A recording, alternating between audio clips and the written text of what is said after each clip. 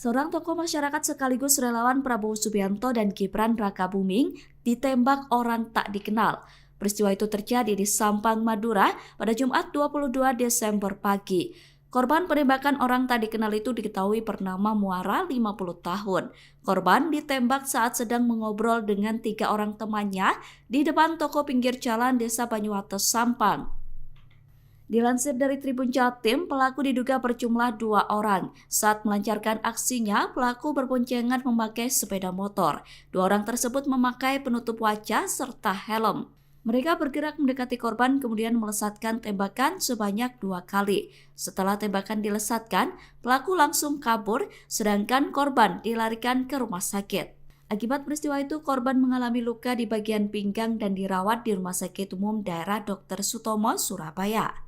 Selain itu, korban juga mengalami multitrauma. Kasus penembakan relawan Prabowo Gibran itu saat ini ditangani oleh Polda Jatim. Hal itu dikonfirmasi oleh Kasat Reskrim Polres Sampang, Ibtu Edi Eko Purnomo pada Senin 25 Desember 2023. Saat ini polisi tengah mendalami kasus tersebut dengan mengumpulkan keterangan dari warga. Sementara tim penasihat Prabowo Gibran langsung menjenguk korban pasca peristiwa terjadi.